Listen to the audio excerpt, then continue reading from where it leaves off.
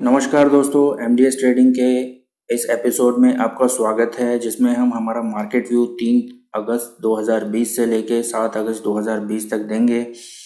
Disclaimer के तौर पे दोस्तों बताना चाहता हूं कि हम सिबी रजिस्टर्ड नहीं है और ये सिर्फ हमारे व्यूज़ होंगे जो एजुकेशनल पर्पज़ के लिए हैं। तो दोस्तों आइए शुरुआत करते हैं। जो हमारा मार्केट व्यू निफ्टी के लिए रहेगा दोस्तों, उसमें जैसा हमने बताया था पिछले हफ्ते का जो व्यू था हमारा 27 तारीख से लेकर 31 जुलाई तक, उसमें जो हाईएस्ट लेवल हमारा जो कैलकुलेटेड और टेक्निकल पे लेवल था वो 11,367 था और निफ्टी ने हाई मारा है 11,341। साथ ही में हमने कुछ लेवल्स दिए थे और हमने कहा था कि 11,185 के ऊपर मार्केट बुलिश रहेगा और 11,185 के नीचे मार्केट बेयरिश रहेगा। दोस्तों वैसा ही हुआ एग्जैक्टली। मार्केट में काफ़ी एक्यूरेसी रही हमारे लेवल की, लोगों के द्वारा बहुत सराहा गया हमारे लेवल्स को।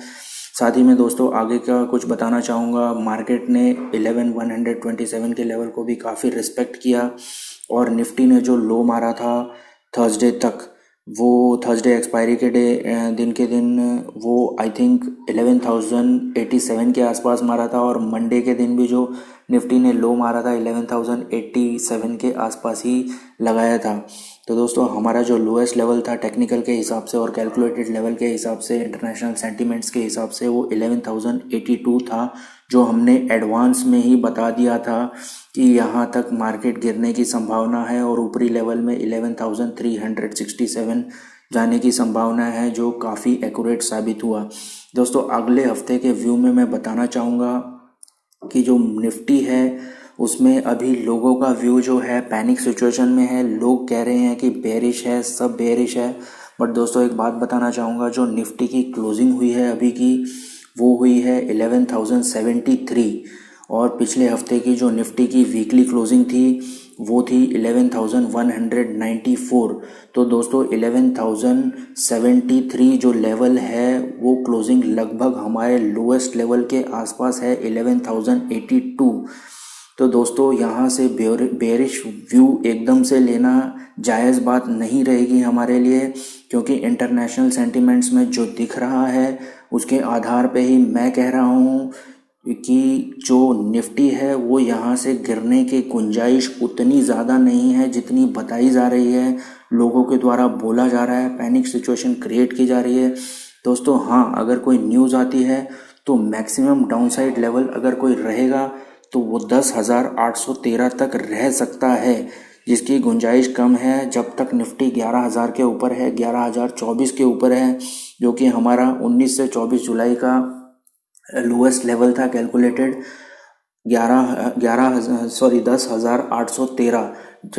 मैक्सिमम लोएस्ट लेवल हमको वहीं तक दिख रहा है और स्टॉक अच्छा परफॉर्म करते रहेंगे। हमारा ये व्यू रहेगा, सिर्फ मिड कैप भी अच्छा परफॉर्म करते रहेंगे। छोटी मोटी करेक्शन, छोटे मोटे उतार चढ़ाव मार्केट में रहेंगे, लेकिन मार्केट को बेयरिश बोलना यहाँ से हमारे लिए जायज़ नहीं है। जब तक मार्केट 11,024 के ऊपर है तब तक मार्केट हमारे लिए अच्छा ही है।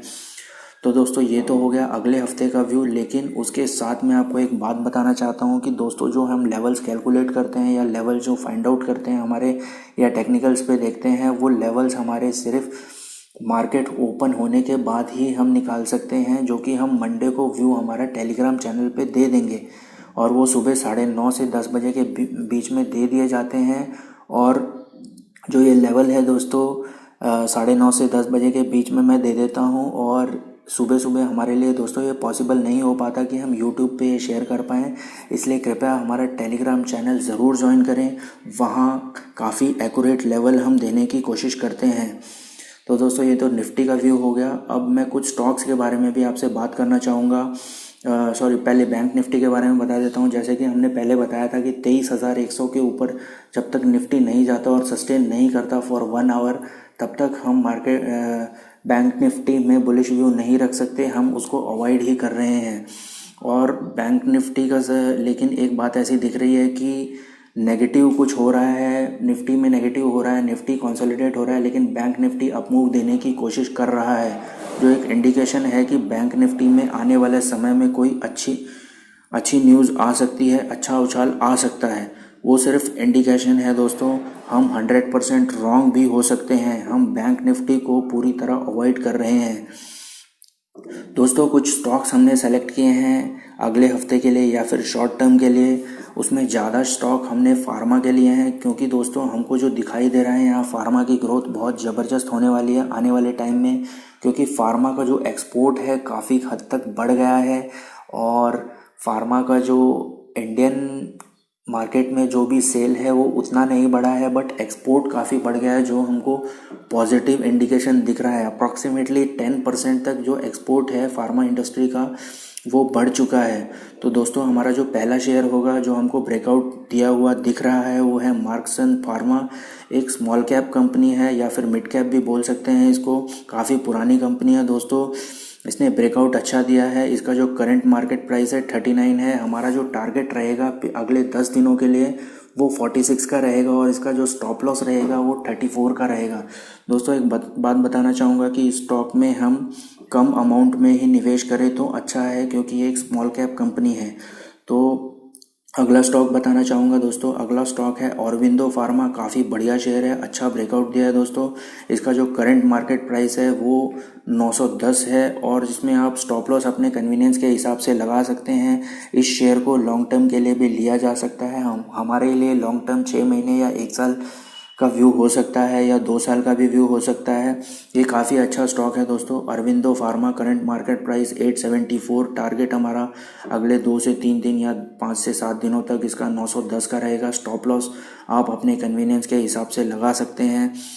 उसके साथ ही IOL केमिकल दोस्तों, रिजल्ट काफ़ी अच्छे हैं। 30% एक्सपोर्टर है ये पैरासीटामोल और आइब्रोफिन का पूरे ऑल ओवर वर्ल्ड में। दोस्तों हमने इस स्टॉक को सेलेक्ट किया था 150 के आसपास। डिस्क्लोजर के तौर पे बताना चाहता हूँ, ये स्टॉक हमने अपने कुछ फ्रेंड्स, हमारे परिवार के लोगों को भी सजेस्ट किया है पहले 150 के लेवल पे।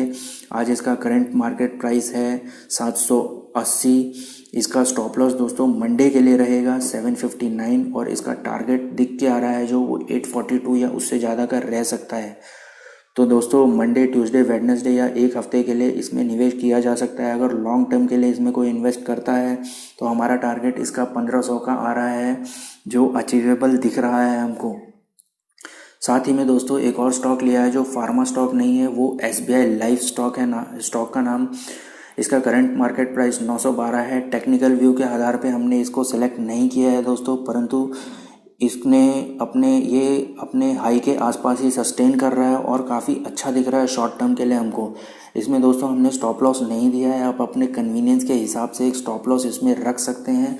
लेकिन ये चारों स्टॉक अगले हफ्ते या आने वाले कुछ समय के लिए हमने शॉर्ट टर्म के लिए सेलेक्ट किए हैं, जो हमारे हिसाब से, हमारे व्यू के हिसाब से काफ़ी अच्छे दिखते हैं, इसलिए हमने ये सेलेक्ट किए हैं। आखिरी में दोस्तों डिस्क्लेमर के तौर पे बताना चाहूँगा कि हम लोग सेबी रजिस्टर्ड एनालिस्ट नहीं है। निफ्टी, बैंक निफ्टी या स्टॉक के बारे में जो भी यहाँ इन्फॉर्मेशन दी जाती है वो सिर्फ एक हमारा व्यू है जो एजुकेशनल पर्पस के लिए है। किसी को भी हम ऐसा नहीं कह रहे कि आप इन्वेस्ट कीजिए हमारे व्यू के हिसाब से। आप कृपया अपने फाइनेंशियल एडवाइज़र की मदद ज़रूर लीजिए कोई भी फाइनेंशियल इन्वेस्टमेंट करने के पहले। कोई भी प्रॉफिट और लॉस के लिए हम जिम्मेदार नहीं हैं।